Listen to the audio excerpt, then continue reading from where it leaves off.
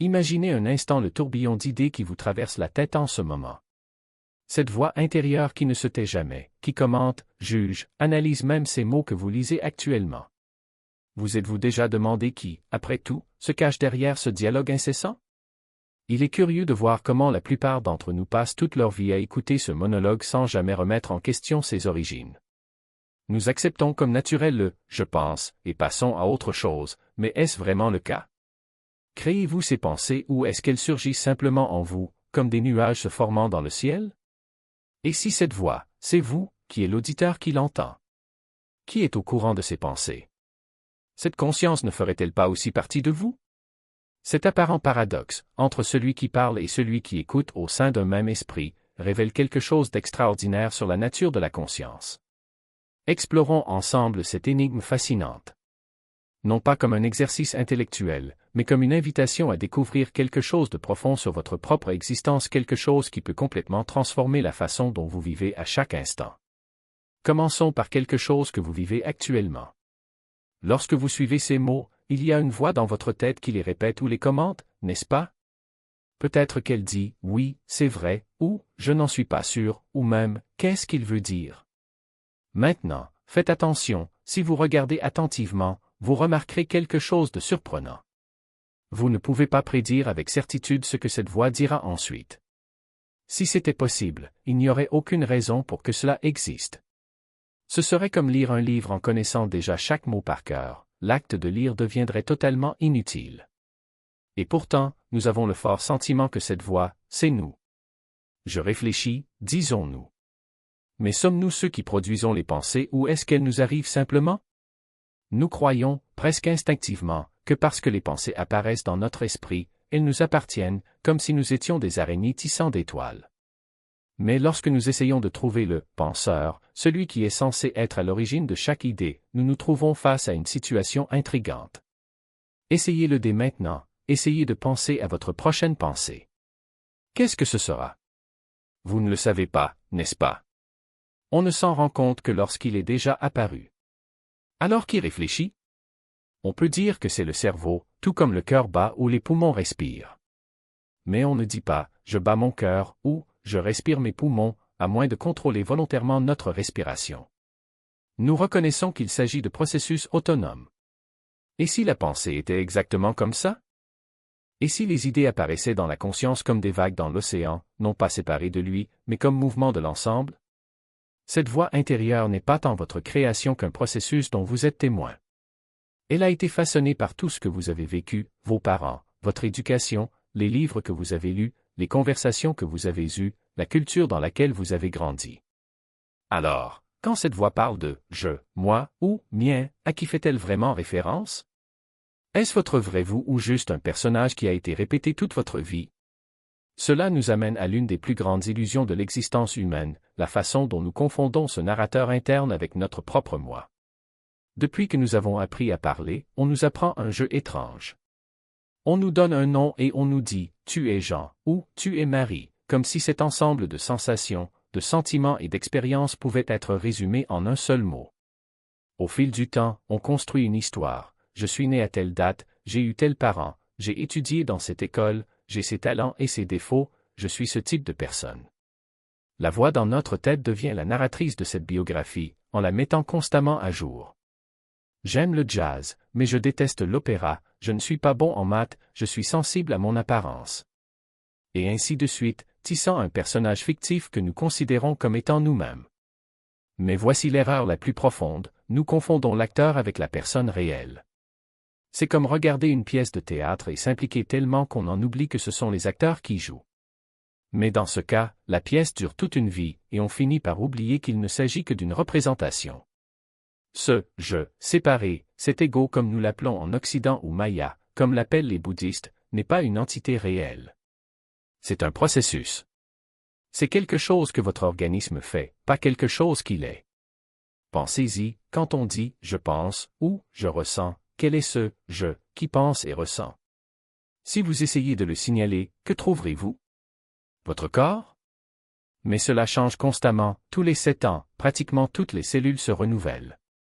Vos souvenirs? Ils changent aussi, certains s'effacent, d'autres se déforment, et certains sont même inventés sans qu'on s'en rende compte. Qu'est-ce qui reste constant? Juste ce sens du « je », ce centre de gravité narrative auquel la voix intérieure fait référence. Mais quand on la cherche directement, c'est comme essayer de saisir sa propre ombre, plus on s'approche, plus elle s'éloigne. Et pourtant, nous nous accrochons bec et ongles à cette illusion. Nous craignons l'idée de la perdre, nous appelons cela dépersonnalisation ou mort de l'ego et nous considérons cela comme un problème. Et si le vrai problème était précisément cet attachement? Ce « moi » séparé est utile en tant que convention sociale, tout comme l'argent. Nous sommes tous d'accord sur le fait qu'il existe car il facilite certaines interactions. Le problème commence lorsque nous confondons convention et réalité, lorsque nous croyons que ce « je », cette voix intérieure, est notre véritable essence.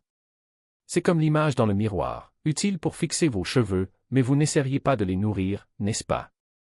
Parce que c'est exactement ce que nous faisons avec ce « je » conceptuel.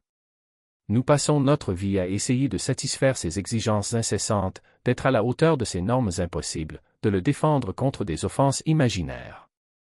Que se passerait-il si nous arrêtions de confondre la voix avec le vrai moi? Si nous y reconnaissions une fonction de la conscience parmi tant d'autres? Peut-être que quelque chose de bien plus intéressant que notre identité familiale pourrait se révéler. Au cœur de cette enquête se trouve un paradoxe intrigant. Lorsque nous essayons d'observer la voix dans notre tête, de suivre nos propres pensées, quelque chose d'extraordinaire commence à se produire. Que vous devez l'accepter comme une vérité absolue. Vous n'êtes pas prisonnier de vos propres pensées, vous êtes l'espace qui les contient, le silence qui les précède, la conscience qui les observe sans se laisser définir par elles.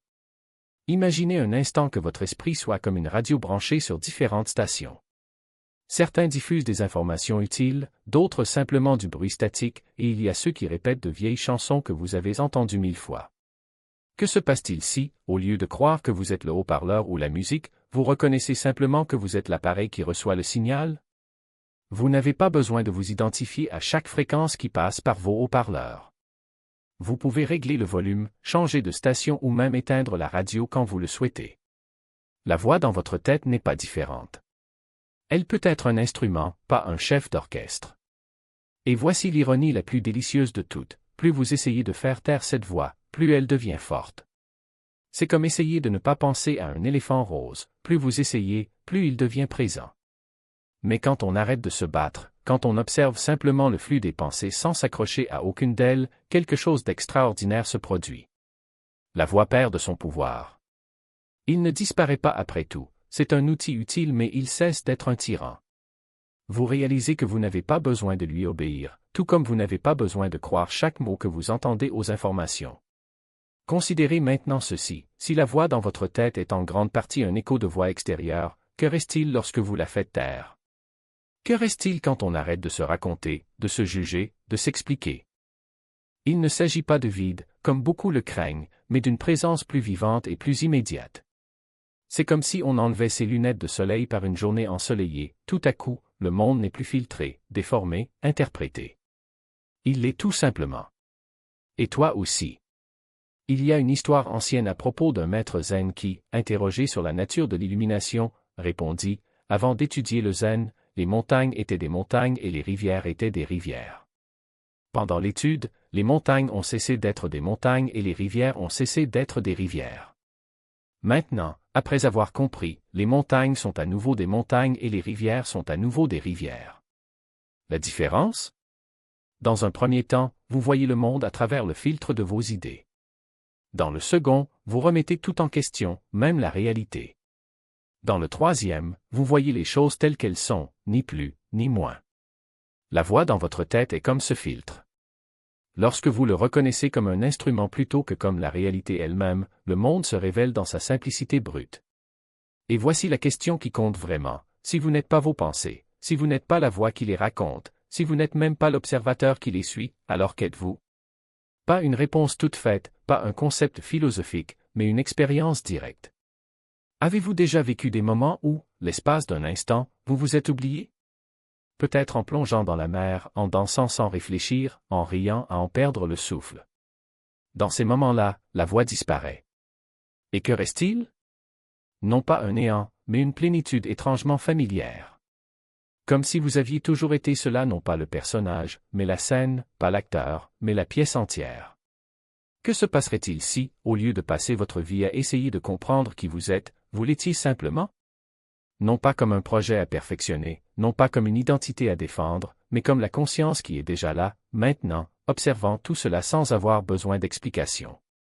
La voix dans votre tête n'est qu'une vieille habitude, un outil utile, mais elle ne constitue pas l'essence même de qui vous êtes.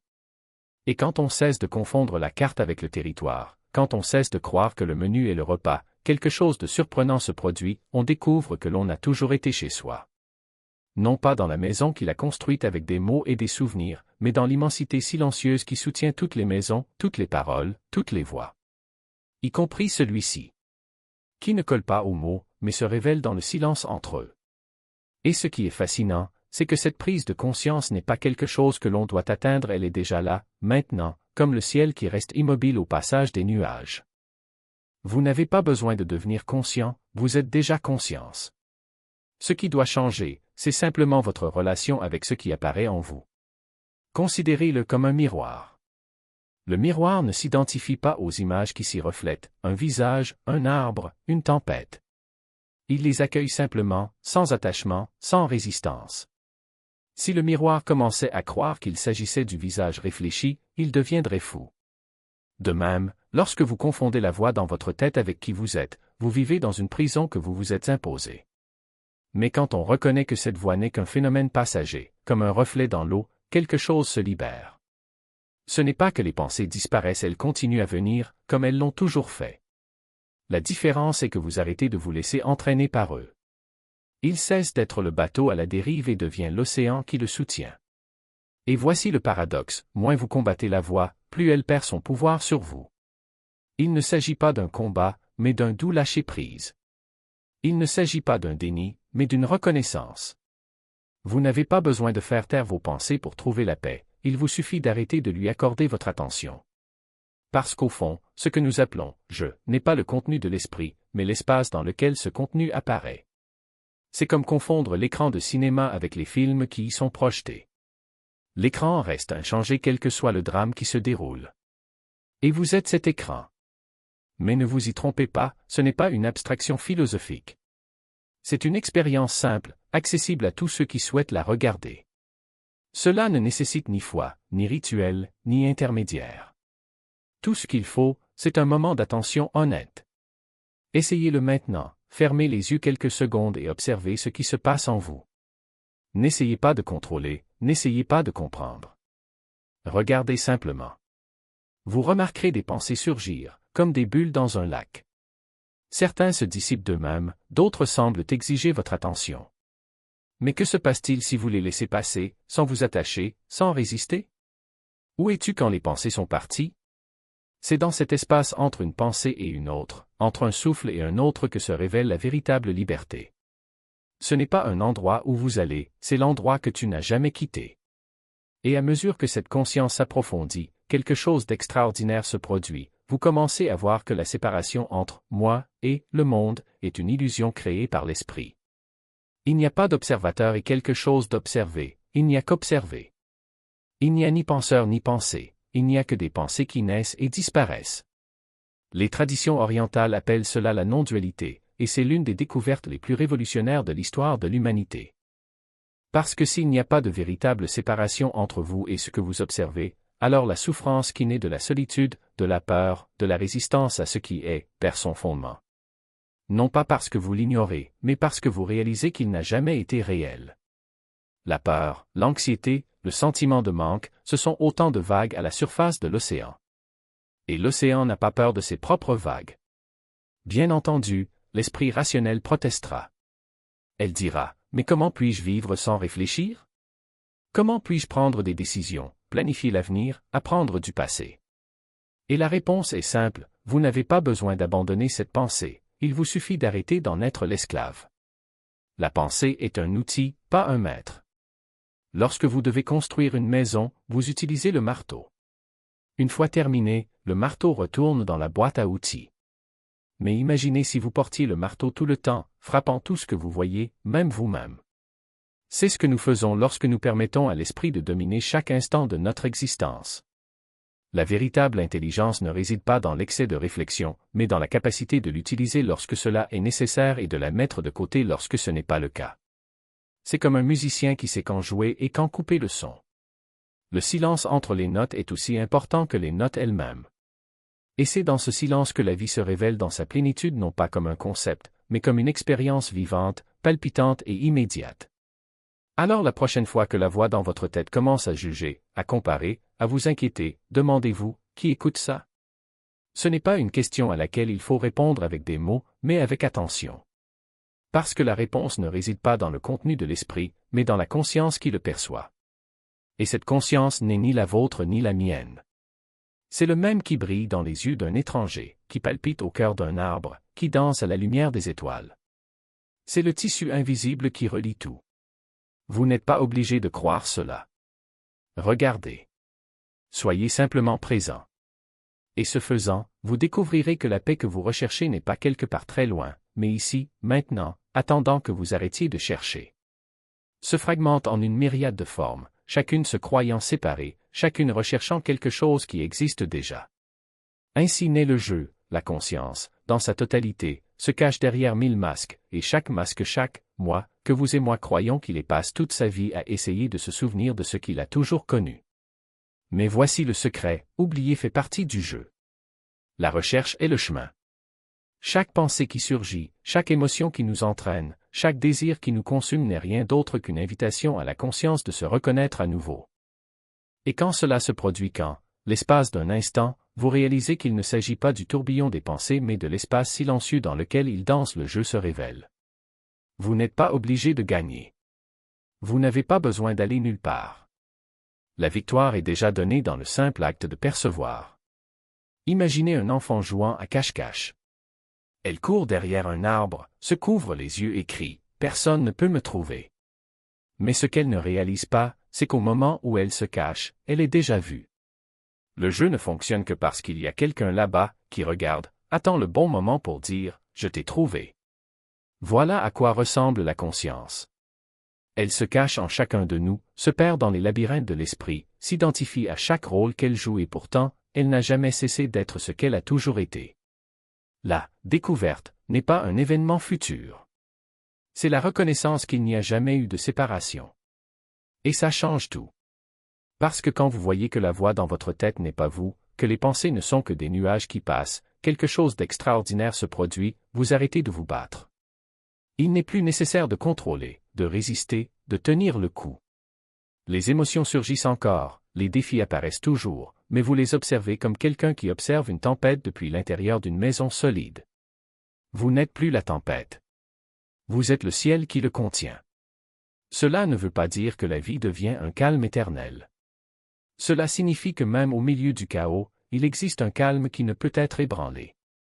Une certitude qui ne dépend de rien d'extérieur.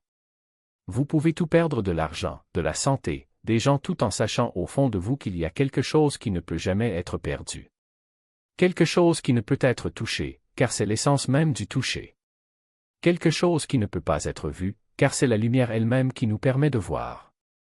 Et voici la plus belle ironie, plus vous vous identifiez à cette conscience silencieuse, plus la vie semble conspirer en votre faveur. Non pas parce que les problèmes disparaissent, mais parce que vous n'en êtes plus l'otage. Les difficultés continuent d'exister, mais vous y faites face avec une clarté que vous n'aviez pas auparavant. Les décisions deviennent plus simples parce que vous n'êtes plus tiraillé entre ce que vous devriez faire et ce que vous voulez faire. Vous agissez à partir d'un lieu de plénitude et non de conflit. Ce n'est pas magique.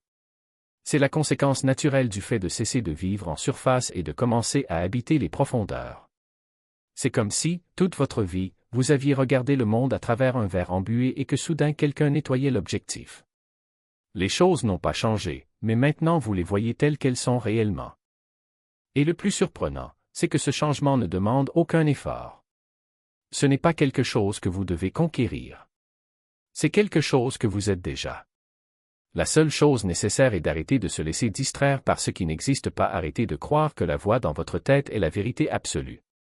Arrêtez de chercher des réponses à l'extérieur, alors que la réponse a toujours été à l'intérieur ou mieux encore, lorsque la réponse est à l'intérieur de vous-même.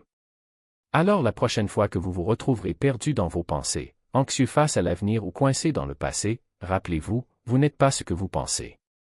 C'est vous qui observez la pensée.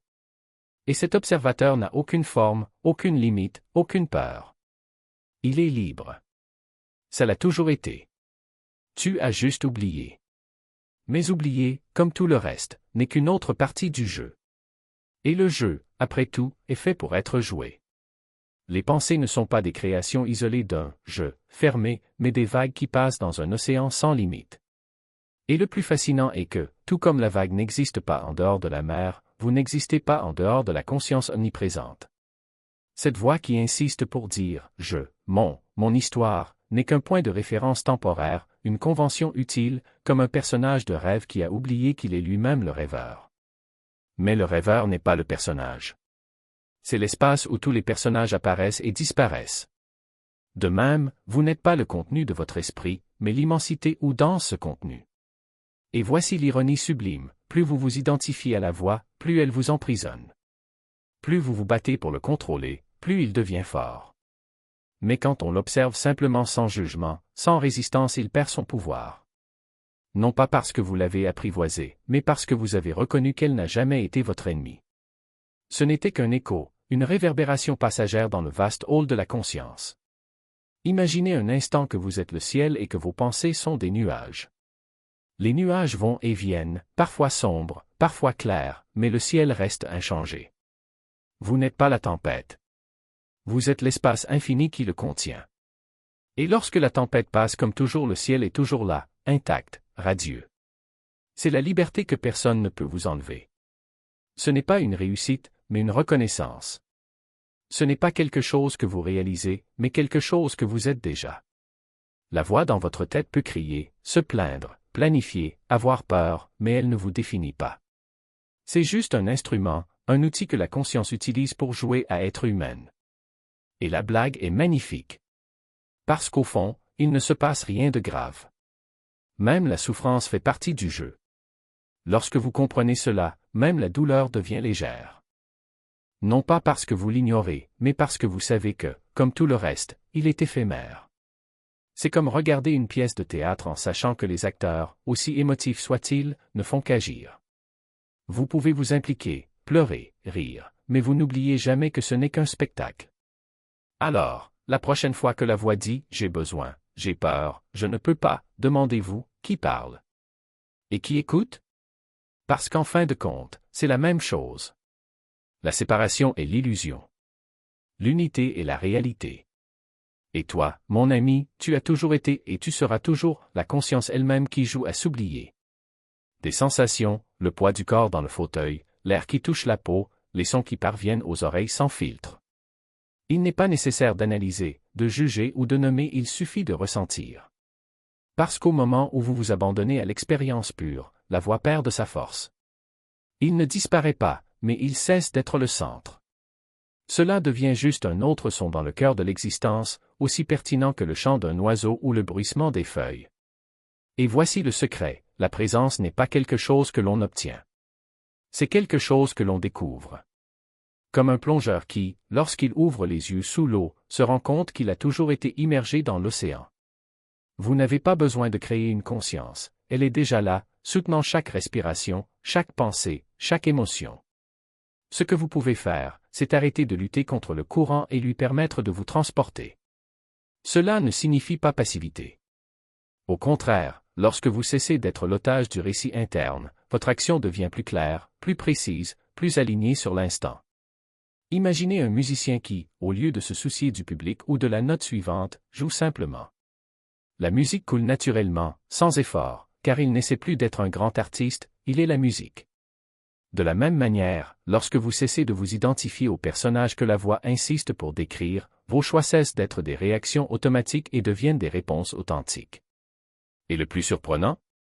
Moins vous vous accrochez à l'idée d'un « moi » séparé, plus vous vous sentez connecté à tout ce qui vous entoure. La peur de la solitude disparaît parce que vous réalisez que vous n'avez jamais été seul. La compétition perd son sens car vous reconnaissez que le succès de l'autre ne constitue pas une menace pour le vôtre. Même la souffrance se transforme, la douleur physique ou émotionnelle existe toujours, mais elle n'est plus une prison. Cela devient un autre mouvement dans la danse, quelque chose qui apparaît et passe, comme un nuage dans le ciel. Bien sûr, la voix n'abandonnera pas facilement. Elle murmurera, mais et si je perds mon identité? Et si je me dissous dans le néant? C'est là que réside le truc. Vous ne manquez rien, vous abandonnez simplement un fantasme. L'identité que la voix défend bec et ongle est une construction fragile, faite de souvenirs, d'étiquettes et d'attentes. La conscience qui observe cette voix est indestructible, immuable, libre. Elle n'a pas besoin de protection car elle n'a jamais été en danger. Alors, la prochaine fois que la voix dit « j'ai besoin de ça pour être heureux », demandez-vous « qui est ce « moi » qui en a besoin ». Lorsqu'elle insiste sur le fait que « je ne le mérite pas », demandez-vous « qui dit cela et à qui ?» Et lorsqu'elle essaie de vous entraîner dans le passé ou le futur, rappelez-vous, le seul endroit où la vie se déroule, c'est ici. Le seul moment qui existe, c'est maintenant. Ce n'est pas un voyage pour devenir quelqu'un de meilleur. C'est un voyage pour réaliser que vous êtes déjà tout ce que vous avez toujours recherché. La voix dans votre tête n'est pas l'ennemi, c'est juste un écho de l'univers qui essaie de se souvenir de lui-même. Et toi? Vous êtes le silence qui écoute. Et maintenant, permettez-vous de ressentir les sons qui vous entourent, les textures qui touchent votre peau, les couleurs et les formes qui dansent sous vos yeux. Ne pensez pas à eux. Vivez-les. C'est la porte qui s'ouvre lorsque l'on abandonne le récit et que l'on plonge dans le présent. Et la méthode la plus simple est peut-être la suivante, arrêtez-vous plusieurs fois par jour et remarquez l'espace entre vos pensées. N'essayez pas de le créer. Reconnaissez simplement qu'il existe déjà, qu'il a toujours été là, à vous attendre. Reposez-vous dans cette immensité. Respirez dans cette ouverture. Soyez silencieux dans ce silence. Parce que ce silence n'est pas un vide, c'est qui vous êtes dans votre essence la plus pure. Ce que vous découvrez en pratiquant cela n'est pas un accomplissement, mais une reconnaissance. La présence n'est pas quelque chose qui s'obtient, c'est ce qu'il est déjà, sous toutes les couches d'histoire, sous toutes les voix qui résonnent dans l'esprit. C'est le sol ferme sous vos pieds, le fondement de toute expérience.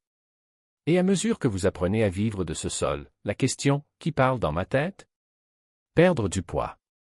Parce que vous réalisez, la voix, quelle qu'elle soit, n'est pas l'auteur de votre existence. Ce n'est qu'une note dans la symphonie de la conscience, une vague dans l'océan de la perception. Et toi? Vous n'êtes pas la voix. Pas même l'auditeur. Vous êtes l'acte d'écoute lui-même. Ce n'est pas une chose dans le monde, mais l'ouverture où le monde se révèle. Il ne s'agit pas d'un moi séparé luttant pour le sens, c'est un sens qui s'exprime sous des formes infinies. Ce n'est pas un personnage en quête d'un scénario, mais la conscience qui donne vie à tous les scénarios. Nous sommes désormais arrivés au terme de cette exploration. Nous commençons par une question, qui parle dans ma tête? Et nous parcourons des chemins qui vont de la psychologie au mysticisme, de la philosophie à l'expérience directe. Peut-être avons-nous découvert que la réponse la plus profonde n'est pas une conclusion mais une invitation. Un appel à cesser de s'identifier à la voix et à commencer à vous reconnaître comme la conscience où naissent toutes les voix. Ce n'est pas quelque chose en quoi vous croyez. C'est quelque chose que vous découvrez. Quelque chose qui est déjà là, maintenant, sous les couches de conditionnement, au-delà des histoires qu'on vous a racontées et des histoires que vous vous répétez. Le maître zen des Gen du XIIIe siècle a dit clairement, étudier la voix du Bouddha, c'est s'étudier soi-même. S'étudier soi-même, c'est s'oublier soi-même. S'oublier soi-même, c'est être contrôlé par toute chose. Lorsque vous voyez à travers l'illusion du soi séparé, vous découvrez votre unité avec tout ce qui existe. Non pas comme une idée abstraite, mais comme une réalité vivante et palpitante qui respire à chaque instant. Alors je vous invite, écoutez la voix dans votre tête avec de nouvelles oreilles. Non pas comme un ennemi à réduire au silence, ni comme une vérité à laquelle il faut obéir, mais comme une expression de la créativité infinie de la conscience. Écoutez-le avec curiosité, avec compassion, avec légèreté. Et puis écoutez au-delà de lui, le silence d'où il émerge et revient. Car c'est dans ce silence, dans cet espace entre les pensées, que tu peux trouver qui tu es vraiment. Pas un personnage dans une histoire. Pas un écho dans une salle vide. Mais la conscience elle-même illimitée, intemporelle, gratuite. Merci d'avoir marché avec moi jusqu'ici. N'oubliez pas, les vérités les plus profondes ne peuvent jamais être dites.